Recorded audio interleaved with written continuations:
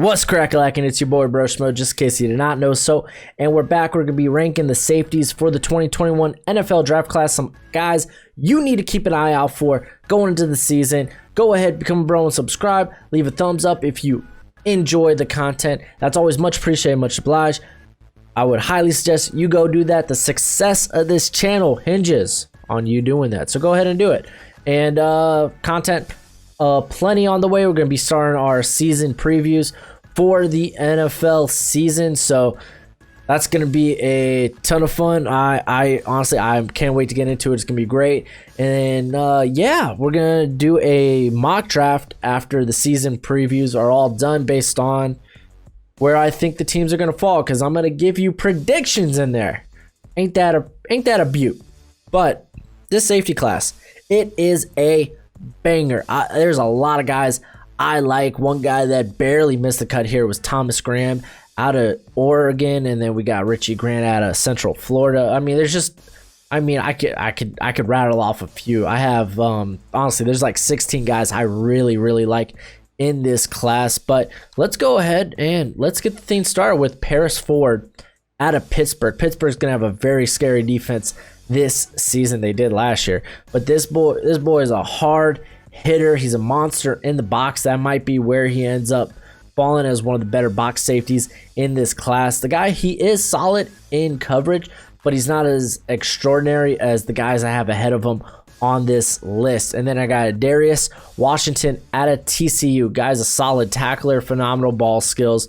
He only allowed 5 catches last season. Thing is, the size is really going to hurt him. Look at it, 5'8", 175. I mean, it's probably going to force him to be a slot corner only, and that's probably where he's going to end up being just because of the size. I mean, solid tackler, good against the run. Basically, it's all the makings of a very good slot corner in the NFL, so he's probably going to end up there. And then I got Talanoa Hufanga. What a name.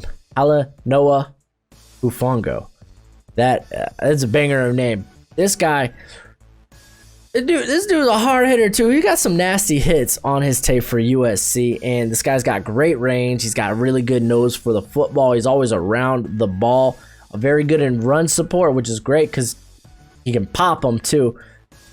The guy does have an extensive injury history as well, but could be among the best safeties in this class, which kind of feels loaded at this point. And then I got Richard LeConte out of Georgia here. Elite athlete with great range. Like, again, all the physical tools, at least the athletic tools, I should say, you want to see. For me, he should have been better in coverage than how he actually performed last season. But again, I mean, he come out and just pull off a banger. Right now, second round grade, still pretty high.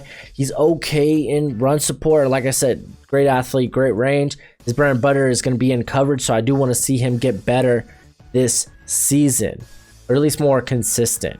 And then at 6, I have Caden Stearns out of Texas. Very high football IQ, really helps his range in the back end because he's got good ball skills, but he's not exact. He doesn't have great speed.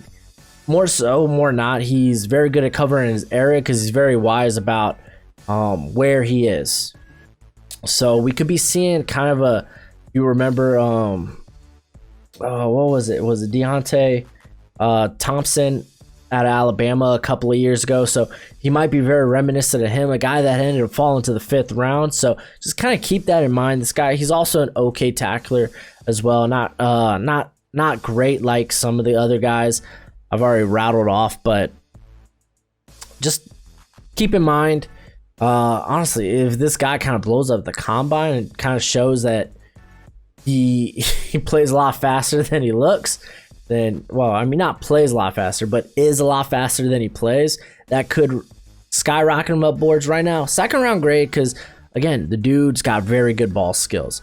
On to the top 5, Andre Cisco out of Syracuse. Guy's a ball hawk, 12 picks over the last 2 seasons. He's very versatile. He can play single high, he can play in the box or in the slot. I love that type of versatility.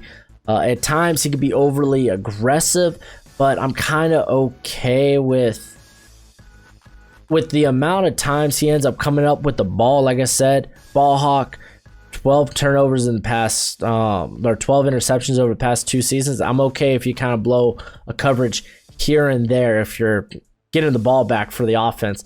He's an okay tackler as well. That's why I have him as a second rounder.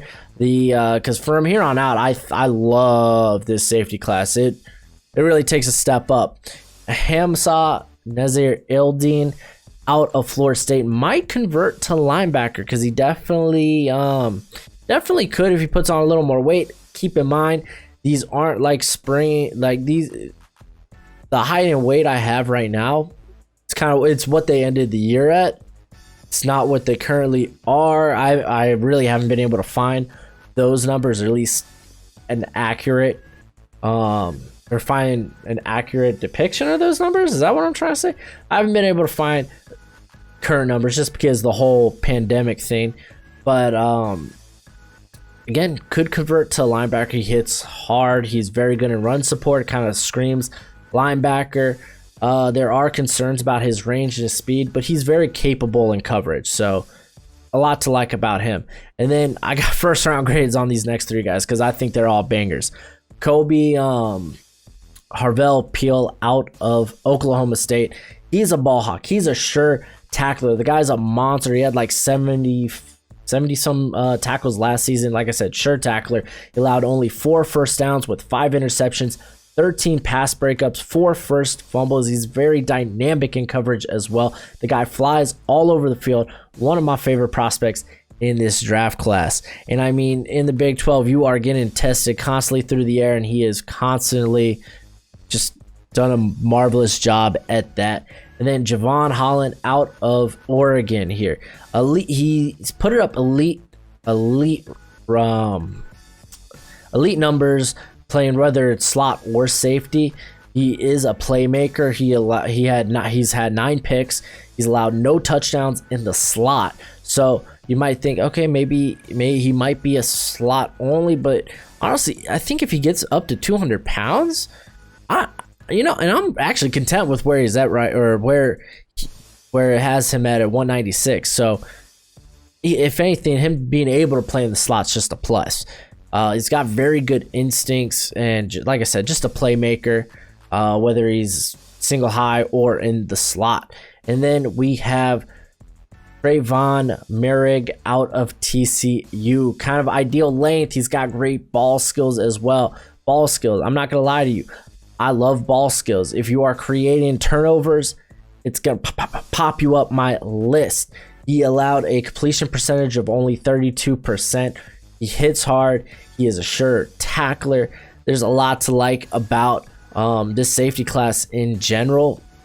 Another guy that was that I kind of want to pop in here just because I'm kind of intrigued is Eric Burrow out of Wisconsin. So just a guy to keep an eye on there in the Big Ten, or whatever the Big Ten goes by nowadays, because that logo is kind of confusing.